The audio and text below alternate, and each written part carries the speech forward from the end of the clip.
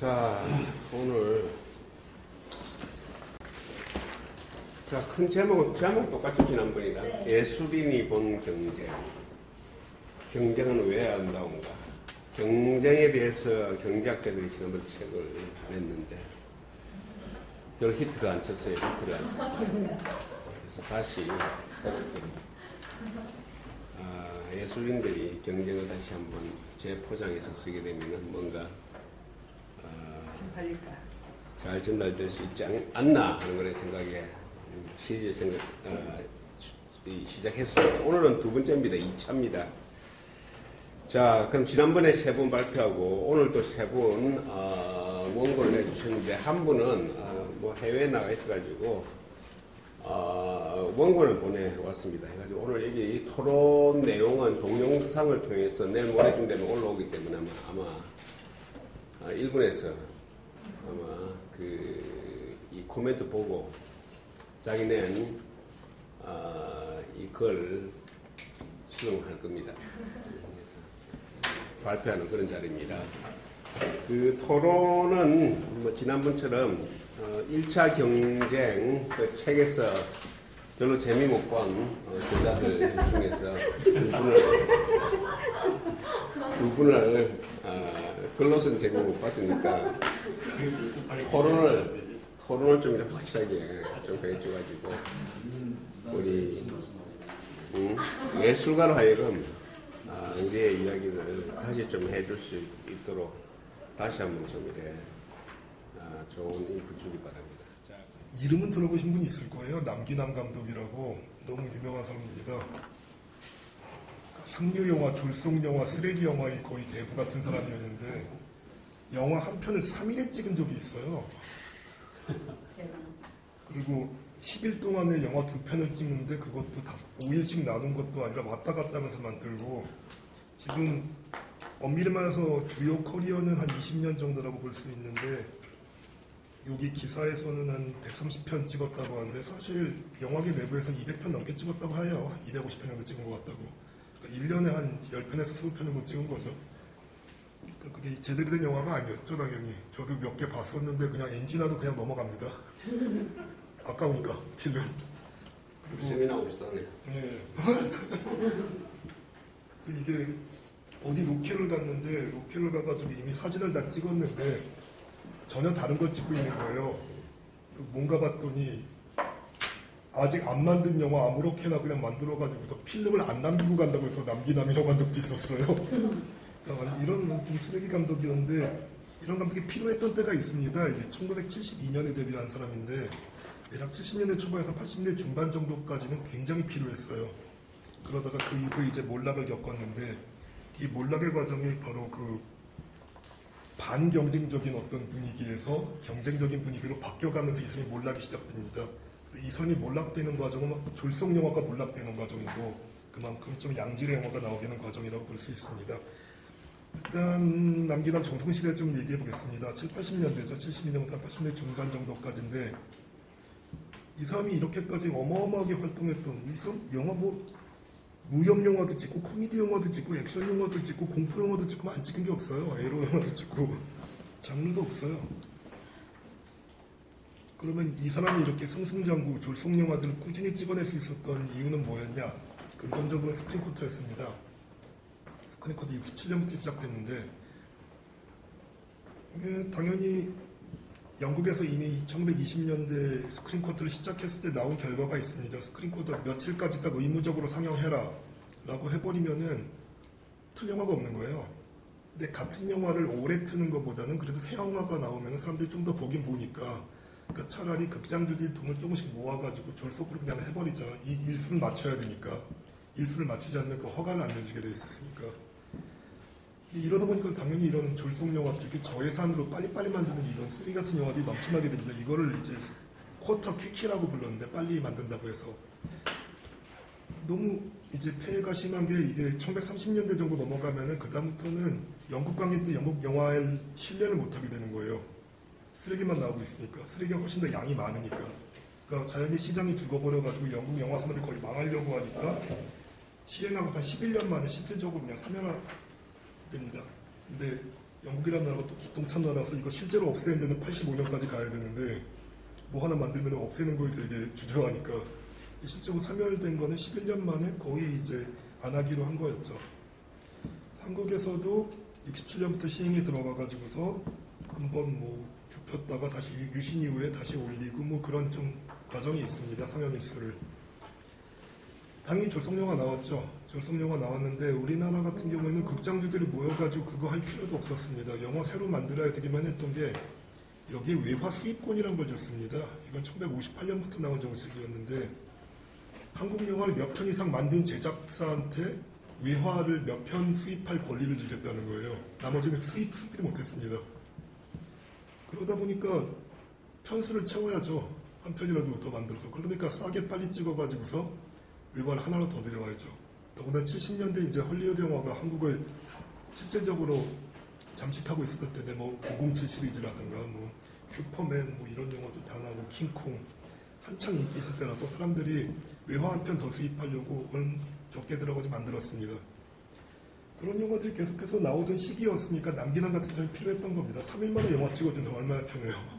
그리고 다른 영화 제작비에 뭐 10분의 1로도 만들어주는 사람 대본도 없어요. 그냥 거기서 그냥 배우들하고 입 맞춰가지고 대충 하자 그러고 찍는 거예요.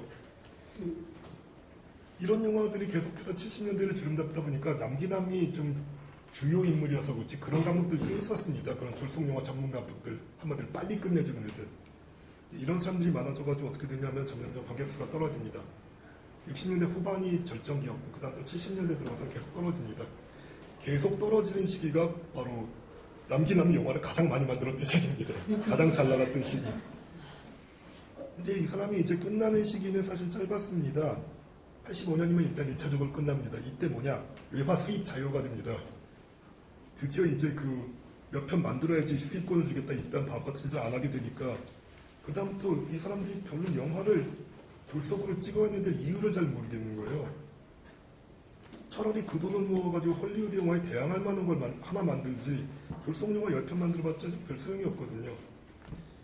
그러다 보니까 남기남이 85년 정도부터는 작품 수가 현저히 줄어듭니다. 현저히 줄어들면서 실제 한국 영화계는 어떻게 됐느냐. 지금도 회자되는 그런 상업영화 감독들, 거장들이죠. 이규영이라든가 강우석 특히 다 이 시기에 나왔습니다. 상업영화를 가지고서 어떻게 하면 관객을 더 끌어모을 것인가를 계속 연구하게 된 거죠. 그리고 이명세, 장선우, 박광수, 뭐 박종원 지금 한국영화계 세계에 알린 뭐 첫 번째 주자들 중이었는데 이때 다 나왔습니다. 그리고 기존 감독들도 방향을 바꾸는 게 이두영 같은 사람들 막 복잡한 영화 찍던 사람인데 이것저것 이때는 도라이라고 헐리우드 영화에 비슷한 그런 액션씬 그때 포니 승용차 하나를 불태웠다고 아주 화제가 됐던 거대 제작비가 들어갔다고 거대 제작. 예, 그런 영화들 계속 시도합니다. 그럴수록 이제 한국 영화에 대해서 신뢰도가 좀 높아진 거죠. 그러다가 마지막으로 남기남이 정말로 영화를 못 찍게 된 기가 87년 외국 직배사 국내 진출 허용이었습니다. 이전까지는 한국 배급사 제작사를 거쳐가지고 들어오게 돼 있었기 때문에 자기들이 막 날짜를 이렇게 조정해가지고서 대충 만들어가지고서 여기까지는 우리가 만든 거 포기하고 여기까지는 이렇게 포기하고 해가지고서 만들어낸 거죠. 근데 갑자기 직배가 들어오시면 동시에 걸리니까 동시에 걸리시면 진짜로 경쟁이 시작되는 거죠. 외화하고 그 전까지는 외화 한 번, 뭐 한 번 이런 식으로 했습니다. 그래서 88년부터 실질적으로 무한 경쟁에 들어갔습니다. 무한 경쟁에 들어가니까 남기남 이때부터는 1년에 한 편도 못 찍었습니다. 그러면 3일 만에 영화 찍은 사람이니까 362일을 노는 거예요. 이 정도밖에 안 됐고 실질적으로 90년대 들어서는 이 사람 영화가 극장에 걸리질 못했습니다. 비디오용으로 안 나왔죠. 그러다가 90년대 중반 넘어가면 비디오용으로도 못 나오는 그런 시간까지 왔죠. 남기남의 시대가 이렇게 끝나는 시점입니다. 이때가 90년대 들어오는데요. 그동안에 한국 영화 전반적으로 어떻게 변했냐. 헐리우드 영화 그냥 맞붙어야 되니까 같은 극장 안에서 그것도 멀티플렉스 안에서 이때부터는 한국 영화가 이제 장르를 개발하기 시작합니다. 80년대만 되더라도 주된 한국 영화 장르라는 건 딱 두 개에서 에로하고 멜로. 에로 영화는 다시 현대 에로와 사극 에로로 나뉘고 멜로는 이제 사회파 멜로와 그리고 뭐 고전적인 그런 신파 멜로로 나뉘고 이런 구조였습니다. 근데 갑자기 90년대가 되니까 헐리우드가 하고 있는 장르들은 그대로 이제 벤치마킹하려고 들어갑니다. 로맨틱 코미디가 가장 먼저 개발됐고 그리고 옛날 그런 장군에다 끼는 협객물 이거 다시 부활시켰고요. 그리고 최초의 형사 코미디죠. 투캅스도 이때 나왔고 94년에는 국내 최초로 컴퓨터 그래픽 사용하는 영화가 나왔습니다. 구미호라고. 미호. 예. 98년에 드디어 이제 한국형 블록버스터라는 단어가 나옵니다. 퇴마록이라는 영화에 딱 쓰였습니다. 그리고 99년에 이제 모든 어떤 상업영화의 규칙을 바꾼 쉴이라는 영화가 나오게 됩니다. 85년 이후 조치부터는 실제로 85년 이후 조치 그리고 87년에 외화 수입 자유화 조치 이렇게 되면서 한국 영화는 계속해서 장르도 늘어나가고 그리고 실제적으로 퀄리티가 높아집니다. 그래서 대중 신뢰도가 점점 높아지니까 관객수 계속 올라가죠. 올라가다 보니까 80년대 중반에 한국 영화 점유율이 후반이었죠. 16%까지 떨어집니다. 전체 파이에서. 근데 이게 2006년도니까 60%까지 올라갑니다. 근데 사실 퍼센테이지가 중요한 게 아니라 시장이 4배로 커졌으니까 진짜 팔리는 그 입장권이 어마어마하게 된 거였죠. 다시 남기남 감독 얘기로 들어가 보겠습니다. 말씀드린 것처럼 남기남이 흥할 때 한국 영화 망했고 남기남이 망할 때 한국 영화 흥했습니다. 특이한 부분이었죠. 물론 뭐 남기남 감독 본인 잘못은 아니겠죠. 이런 사람들이 필요했던 때가 있으니까. 근데 분명한 건 남기남 감독 실제적으로 아주 반경쟁의 상징 같은 인물입니다. 어쨌든 뭐 지금 남기남을 그렇게 한국 영화에서 필요한 인물로 만들었던 스크린 쿼터제 지금 뭐 거의 페이지가 당연한 사건인데도 그거 아직까지 주장하는 사람들이 있습니다. 경쟁, 지나친 경쟁으로 인해서 한국 영화 망한다, 뭐한다. 지표상으로 아니라는 게 너무 남기남만 가지고 드러나죠. 그리고 외화 수입 자유화지 이건 뭐 거의 얘기 안 하긴 하지만 지금도 스크린 독과점을 얘기합니다. 이런 것도 근데 다시 남기남 같은 인물들을 탄생시키면서 다시 또 무용지물이한 게 사실 드러날 겁니다.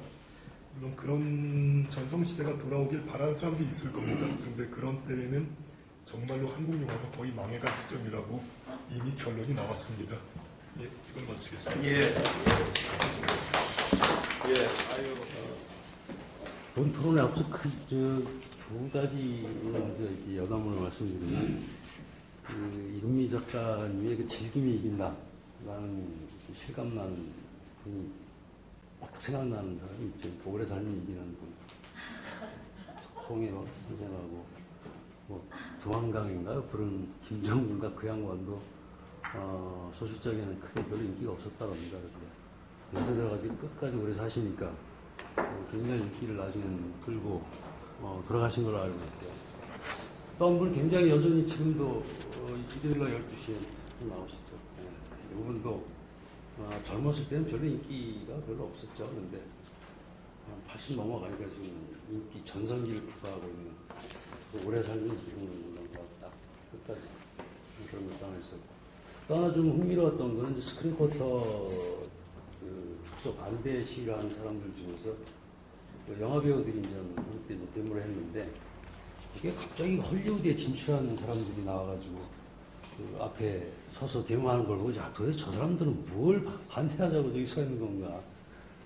자기들이 만든 영화도 좀 수익 금지하자고 좀 하는 건지 하는 좀 의아한 생각이 들었었습니다.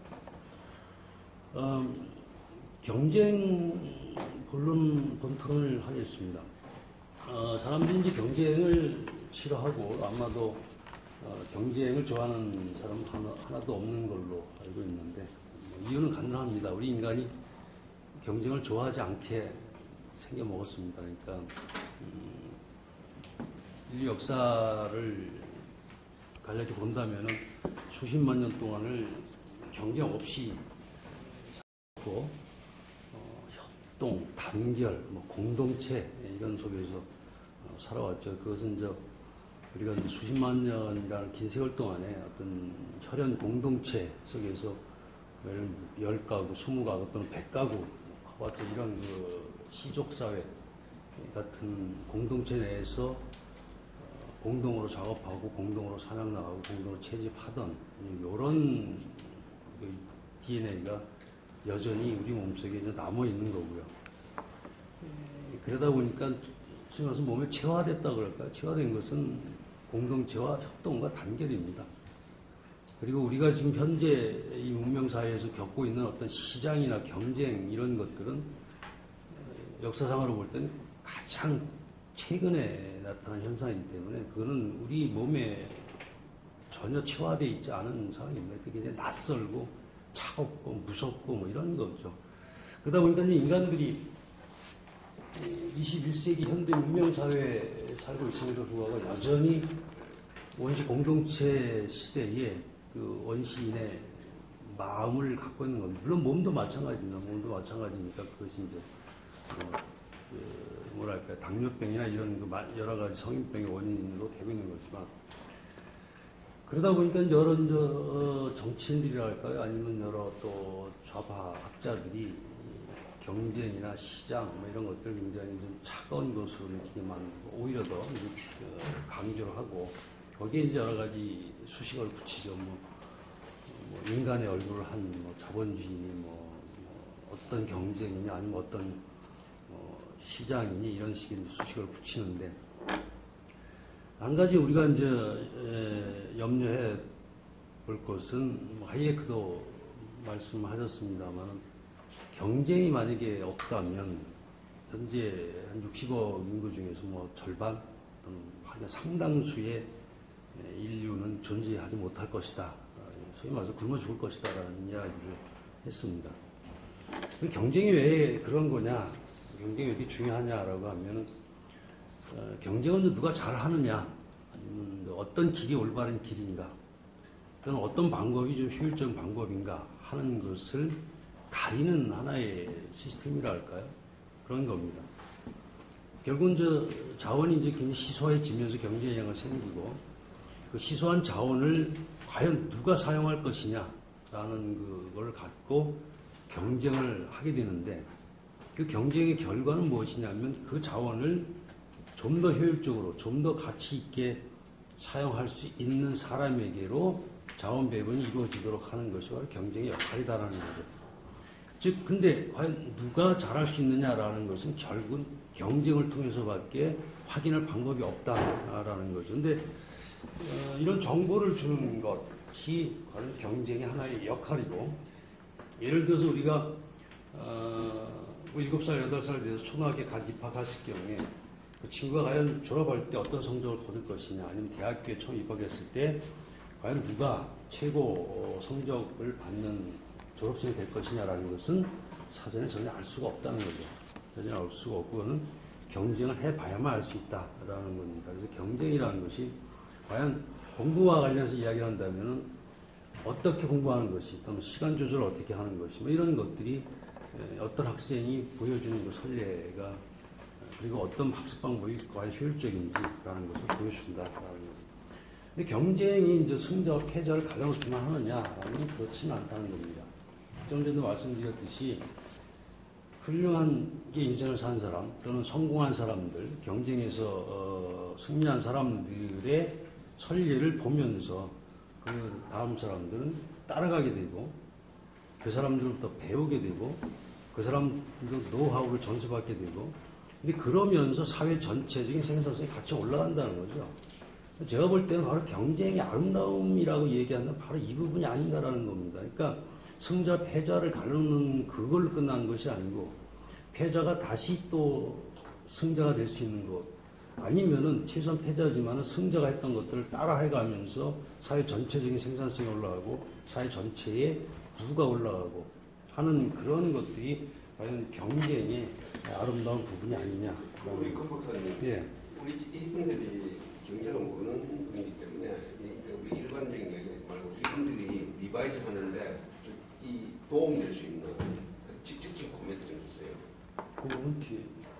바로 그럴 것 같아요. 왜 해봤자 이분 잘 몰라. 그러니까 바로 도움될 수 있는 그런 걸 발표합니다. 예.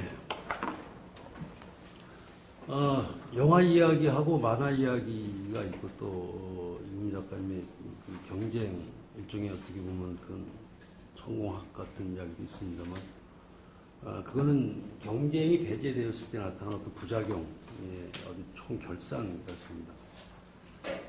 그래서 경쟁을 배제할 때는 우리 발제문에도 많이 나와 있지만은 어떤 좀비 기업이랄까요? 아니면은 경쟁이 상당히 떨어지는 사람들이 어떤 혜택을 받게 되고, 오히려 이제 경쟁력이 있는 사람들이 시장 진입을 할 수 없게 되는 겁니다. 예를 들어서 저는 여기서 버스 전용 차선제를 이제 인용을 했는데, 버스 전용 차선제를 보다 보면 거기는 텅텅 비어 있는데 여기는 꽉 막혀 있고 상당히 좀 성질이 많이 나죠. 저는 그걸 보면서 느끼는 것 중에 하나가 들었습니다. 첫 번째는 과연 저 버스를 타고 가는 사람들이 나보다 훨씬 더 시간을 가치 있게 쓸 수 있는 사람들인지, 아니면은 어떤 정말 시간이 황금과 같이 쓰는 사람들은 길거리에 막혀 있고, 아니면 거꾸로 어디 유람 가는 사람들이 버스 전용 차선제로 슉슉 빠져나가는 건 아닌가라는 이제 그런 부분도 생각을 해봤고요. 또 하나가 이제 또 느껴본 거는, 종종 목격하는 거는 거기에 정말 얌체 같은 사람들, 또 배달 오토바이, 이런 것들이 거기를 숭숭 달리고 있을 때 과연 규칙과 질서를 잘 지키는 사람들은 손해를 보게 되는 거고, 규칙과 질서를 어기고 그런 사람들은 오히려 이득을 보게 되는 것이 경쟁을 배제시키면서 나타나는 것이 아닌가라는 겁니다. 이게 우리 발제문에서 나왔던 것들이 그런 거죠. 영화 시장에서 이제 졸속 영화를 만드는 감독이 살아남게 되고, 그 사람들이 전성시대를 구가게 되고, 또 일본 만화나 베끼면서 명성을 유지하던 그런 작가들의 이야기가 다 그런 이야기가 아닌가라는 겁니다. 이제 이런 사람들이 생존할 수 있었던 이유가 경쟁이 배제되거나 이제 왜곡되었기 때문이다라는 거고요.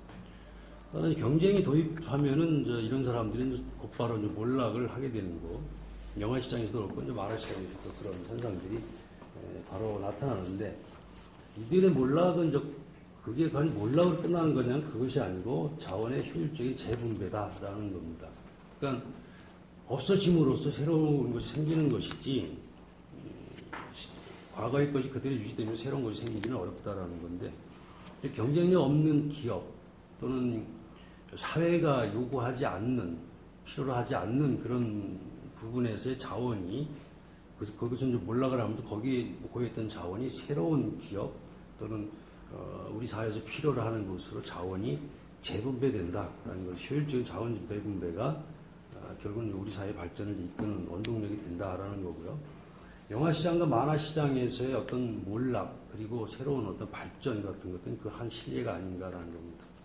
즉, 몰락하는 것이 있어야 새로 흥하는 것도 생겨나게 되고, 그것이 이제 자원의 재분배이며 이를 통한 사회 전체 발전도 가능하다라는 것이 경쟁의 아름다움이 아니냐라는 겁니다. 달란트의 비율을 저는 이렇게 해석을 합니다. 부익부 빈익빈 이렇게 어떤 마태 효과 이런 것도 해석하는 거는 저는 오해가 아니냐라는 거고, 왜냐면 성경에 부익부 빈익빈을 찬양했을 리가 없다는 생각이에요. 그래서 그건 무언가 커다란 오해인데, 오히려 긍정적으로 해석해야 되지 않는가라는 생각이에요. 그래서 달란트의 비율이 역시 자원 배분 또는 새로운 자원 배분을 의미하는 게 아닌가라는 것. 무슨 이야기냐면, 좀 전에 말씀드렸듯이 효율적인 자원 배분이 이루어지는 방향으로, 즉 능력 있는 사람 쪽으로 또는 사회가 요구하는 쪽으로, 생산하는 쪽으로 자원들이 계속해서 이동하도록 만드는 것, 이것이 결국은 그래가지고 사회 전체가 발전하는 방향으로 가는 것이 결국은 그 달란트의 비유가 아닌가, 그리고 이렇게 해석할 때 성경다운 해석이 되지 않을까라는 생각을 했고요. 또 하나는 나는 죽도록 일을 했다, 나는 열심히 일할 죄밖에 없다, 이런 생각 또는 이런 이야기들이 우리 사회에서도 종종 나오고 있습니다. 근데 또 하나는 하늘은 스스로 돕는 자를 돕는다라고 하는데, 저는 이것도 좀 글쎄옷이다라는 생각입니다. 왜냐하면 한 예를 들자면은 보트를 만드는데 바닷가에서 만드는 사람이 있고 사막 한가운데서 만드는 사람이 있을 겁니다. 둘 다 열심히 일을 하죠. 하지만 바닷가에서 만드는 사람은 돈을 벌 것이고, 사막 한가운데서 보트를 만드는 사람은 헛된 짓을 했던 거죠. 그러니까 아무리 같은 노력과 성실을 바탕으로 해서 열심히 일을 했다 하더라도 스스로 돕는 자를 하늘은 돕는 게 아니고 시장이 원하는 것, 그리고 사회가 원하는 것을 열심히 했을 경우에만 성공이 가능하다라고 저는 생각을 합니다. 이 비제스의 얘기를 잠깐 하고 결말을 짓겠습니다. 왜 이 경쟁이라는 것에 대해서 사람들이 반감이 있고, 또 어떤 사회든지 경쟁의 결과가 어떤 경쟁이 불공평하다 이렇게 하는데, 그럼 결국은 그 반자본 심리의 근원이라고 하는 시기와 질투가 근본적인 원인이 아닌가라는 생각입니다. 이 시기와 질투가 좀 부정적인 방향으로 흐를 때 그러면은 너 죽고 나 죽자라고 하는 식으로 끝까지 나올 수 있는 것이죠. 반대로 나도 열심히 해가지고 이루겠다라고 한다면 이것이 이제 긍정적인 방향으로 표출될 수 있는데 이것이 어느 방향에 표출되느냐라는 것이 한 개인의 삶을 결정하게 될 것이고 그런 사람들이 어떻게 모였느냐에 따라서 사회 전체의 운명도 결정되게 될 것이다라는 겁니다. 그래서 만약에 우리가 경쟁을 배제한다면은 그 결과는 아까 얘기했듯이 굉장히 참혹할 것이고 예술 부분이더라고 해서 결코 이해는 아닐 것이다 라는 생각입니다. 이상입니다. 예, 바로 이 경쟁은 아름답다라는 책이 나온 지가 몇 개월 됐죠? 네, 한 3개월 됐죠. 전혀 그 시장에 반응이 없는 것 같아요. 그래서 경쟁을 아름답다라고 하는 주장은 시장에서 경쟁력이 없는 주장이다. 이런 비극적인 개가. 그래서 오늘 이 논평자들한테 온 건 아주 전문이 다 왔어요. 읽느라고 제가 애를 먹었는데. 그래서 이제 가장 핵심적인 주장은 이런 것 같습니다. 경쟁 옆에는 우리가 좋아하는 협동과 단결이라고 하는 게 있고 또 경쟁의 또 옆에는 독점이라고 하는 게 있어요. 그래서 경쟁을 싫어하는 사람들 협동과 단결을 주장하고 또 경쟁을 좋아하는 사람들은 또 뭔가 하면은 독점을 경계를 해야 돼요. 그러다 보니까 경쟁을 칭송하면서도 독점을 인정해야 하는 우리 일부 자유주의자들의 태도가 상당히 이 코너에 몰리지 않나 하는 생각이 들어요. 그 협동과 단결과 경쟁과 독점 사이에서 상당히 정의치를 잡기가 힘들지 않나 하는 생각이 듭니다.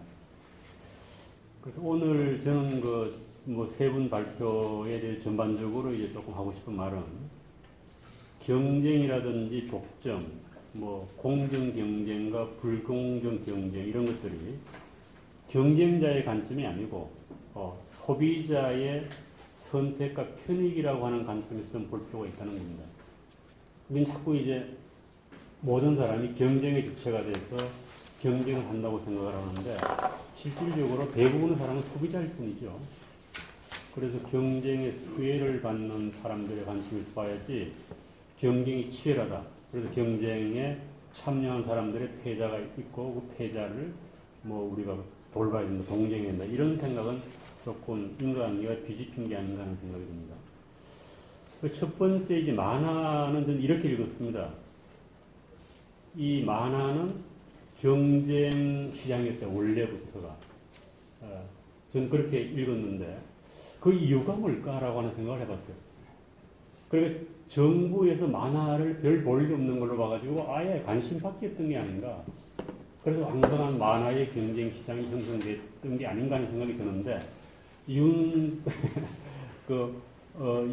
서인 선생이 그런 얘기는 안 해가지고 제가 얼마나 정확한지는 알 수가 없습니다.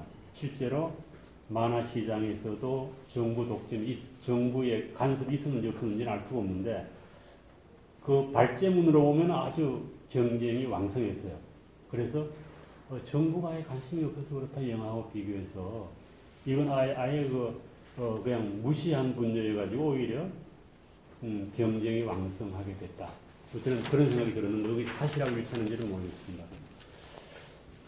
그리고 만화 시장은 어떻게 보면은 치열한 경쟁이 있었고 또 독점도 있었죠. 독점도 있었습니다. 이 거래소는 그렇습니다. 그러나 그 독점은 오래가지가 않았다.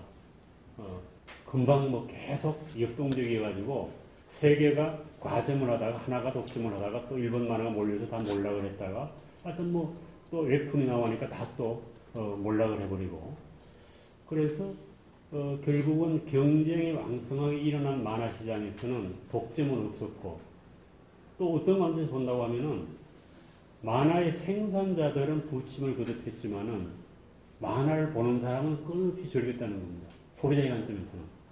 그래서 다만 소비자의 관점에서는 만화를 즐길 뿐이고 독자에게는 만화가의 국적이라든지 회사, 만화가가 중요한 건 아닙니다. 어느 만화가가 성공하고 실패하는 게 중요한 게 아니라는 얘기입니다. 이것이 만화 시장의 진정한 본질입니다. 시장에서 경쟁이 허용되는 독점이 없다. 그래서 전 윤서인 작가의 글은 시장에서 독점이 문제라고 하는 그런 주장에 대한 상당히 강력한 반박 사례가 될 수 있다고 생각을 했습니다.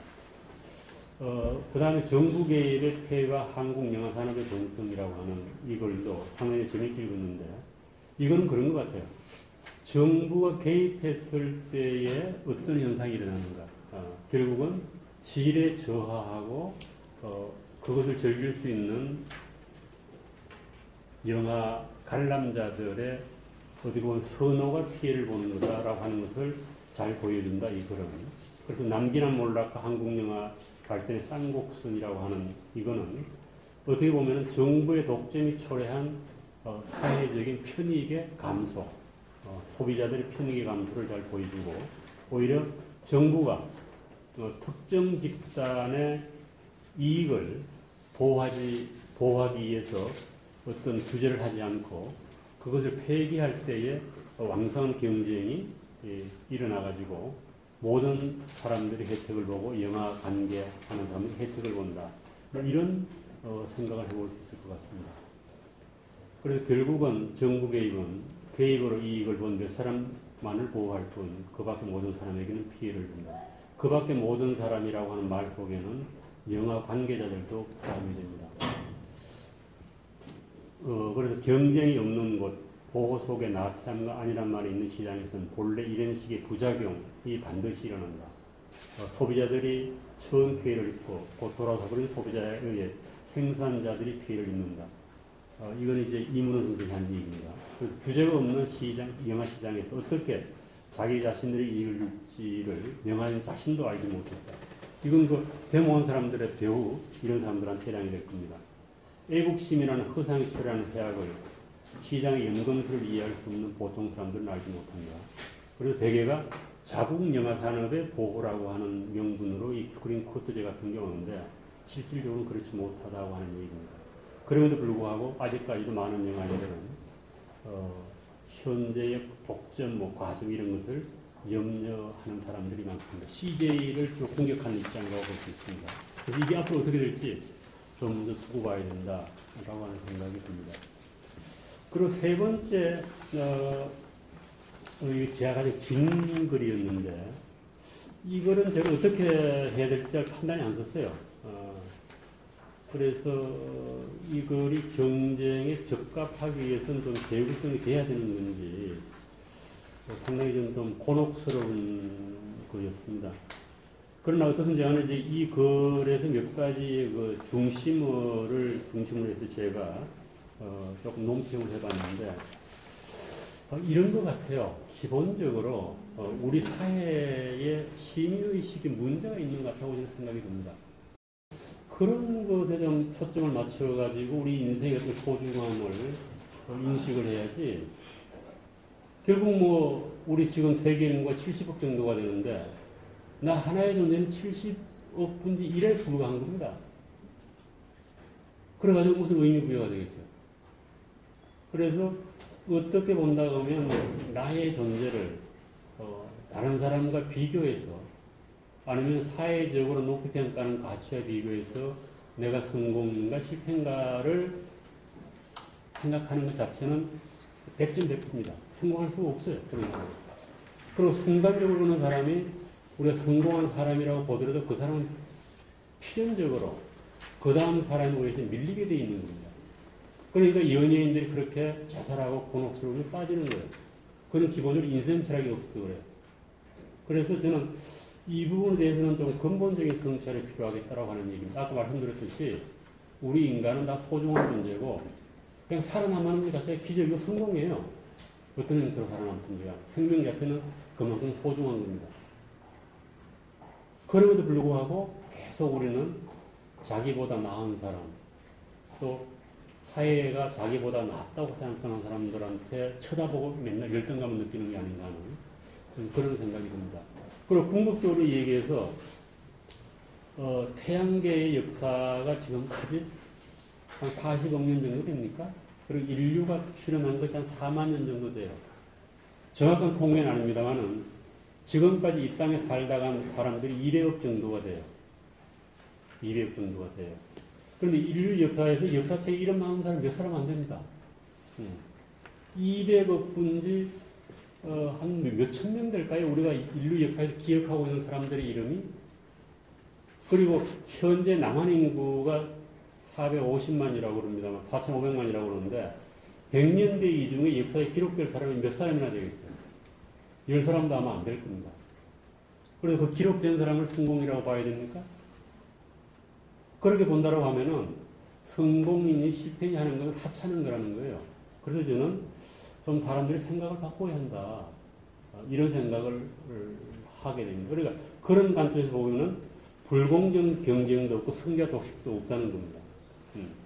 우리는 자신이 실패하면은 사람들은 자신이 참여한 경쟁이 공정하지 못하다고 판단하는 경향이 있습니다.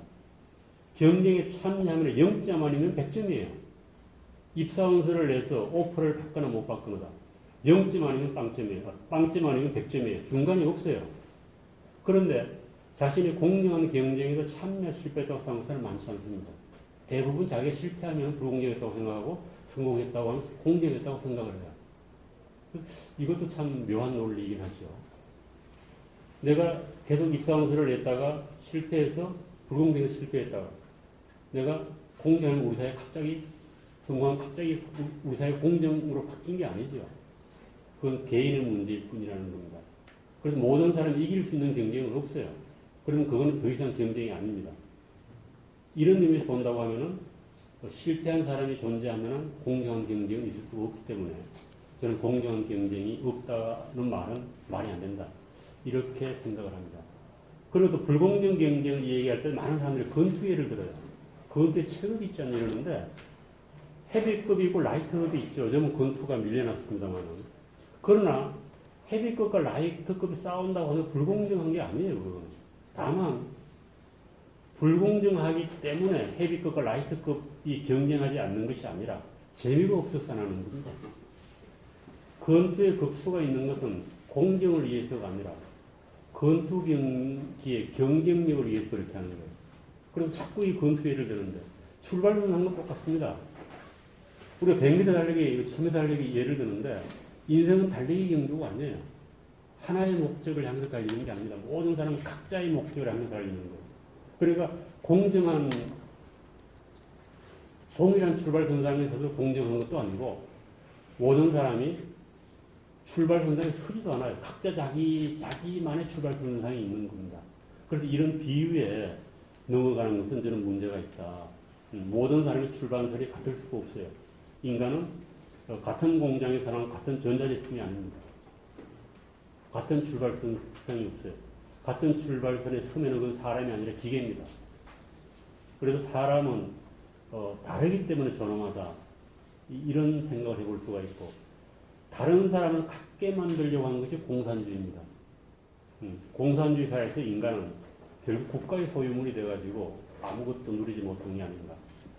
그래서 결국은 공정한 경쟁을 만들겠다라고 하는 사람들은 개인의 존엄성을 해치고 개인의 존엄성을 없애고 결국 국가 권력의 존속이 되겠다, 귀속이 되겠다, 뭐 이런 생각을 하는 게 아닌가 싶어요. 그리고 또 이 얘기인데 이거는 뭐 오해의 소지가 있습니다. 베스트셀러가 명제나 고전은 아니다. 이거 맞는 말이에요. 그래서 저도 책을 많이 냈습니다만은 베스트셀러가 된 적이 한 번도 없어요. 그러나 따져보면은 명제나 고전은 순간다별로 결정되는 게 아닙니다. 순간적으로 소비자의 선택을 많이 받았다고 해서 반드시 명제나 고전이 되는 것이 아니면 분명하지만 그렇다고 해서 순간의 선택을 받지 못했다고 해서 반드시 명제나 고전의 후보가 되는 것도 아닙니다. 이게 반고가 이런 얘기를 했는데 나의 그림값이 그림에 들어간 물감 값보다 비쌀 날이 올 것이다. 이거 참 비참한 얘기죠. 우리 이거 프린트비도 안 나와요. 글 써봐야. 볼펜값도 안 나옵니다. 그러나 명전과 고전은 다수가 결정을 합니다. 베스트셀러는 현재 독자의 선택만을 받은 것이고 명전과 고전은 미래 독자의 선택을 받는 것입니다. 순간과 영혼의 차이입니다.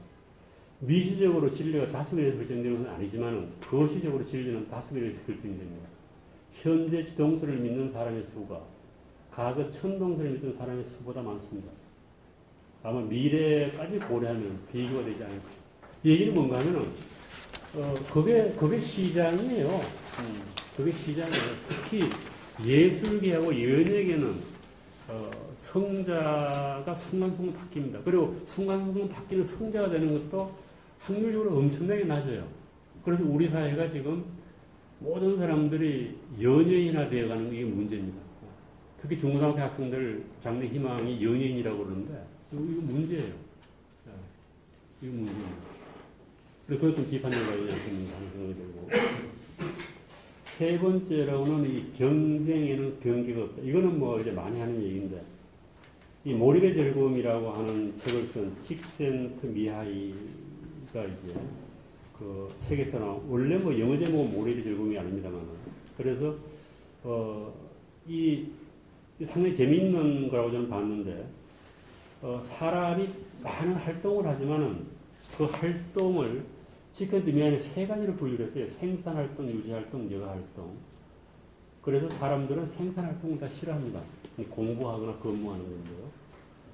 그래서 우리 속담에 먹고 노는 게 제일 좋다. 이 얘기는 생산활동 안 하고 유지활동만 하고 여가활동만 하겠다는 거예요. 이게 유토피아인가요? 뭐 그렇게만은 볼 수 없을 것 같아요. 그런데 문제는 뭐 예술, 오늘 주로 비교가 되고 있는 예술은, 이 얘기로는 예술은 결국은 여가활동하고 관계되는 거예요. 여가활동의 시간을 얼마나 많이 확보하느냐라고 하는 것이 이 예술계의 어떻게 보면 관건이라고 볼 수가 있습니다. 그래서 이 표가 보여주듯이 예술의 성패는 사람들이 여가활동에 투자하는 시간과 돈을 어느 분야에 투자하는 것에 결정된다. 이렇게 본다고 하면은 만화와 만화가 경쟁하는 것도 아닙니다. 소설과 소설이 경쟁하는 것도 아니에요. 영화와 영화의 경쟁하는 것도 아니에요. 문학과 만화가 경쟁하고 만화가 영화가 경쟁하고 음악과 만화가 경쟁하고 미술과 게임이 경쟁하는 겁니다. 축구와 시가 경쟁하는 거예요. 그래서 중요한 소비자의 선택이다. 그래서 실질적으로 어떻게 본다고 하면은 이 비즈니스계라든지 예술계에서는 경계가 없다고 저는 봅니다. 현대사회에서. 그래서 뭐 미술에서 누구를 보아하고 뭐 이런 건 다 어떻게 보면 상당히 그 소리가 아닌가 하는 생각이 들고요. 그 다음에 이거는 제가 그동안 이제 경쟁이라고 하는 그 말을 놓고 여러 가지로 생각을 하다가 조금 이제 중간점에 도달한 건데, 이 경쟁이란 말이 우리 사회에서 너무 남용되는 게 아닌가 하는 생각이 듭니다. 너무 부정적이고. 그래서 어떻게 보면 궁극적으로 인간의 삶을 보면은 문제는 경쟁이 아니라 적응이 아닌가 싶어요.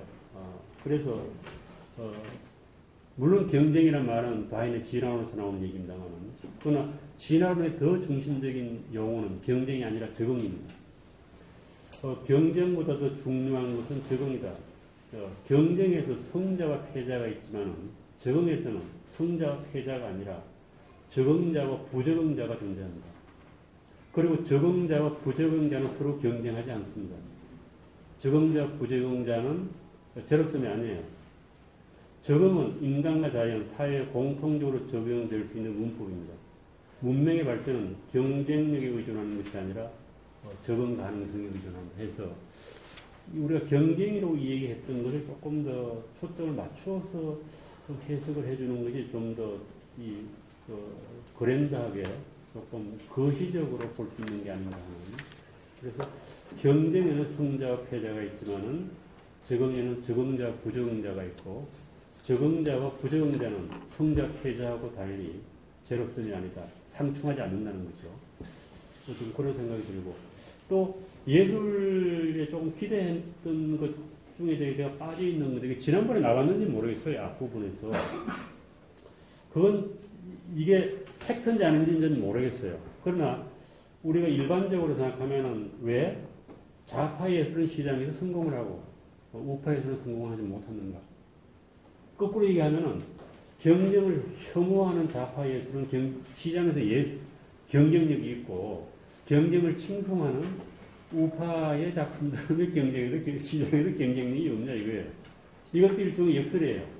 그래서 좌파 사회과서는 엄청나게 팔리고 우파 사회과서는 안 팔려요. 이것도 조금 뭐 설명은 됩니다.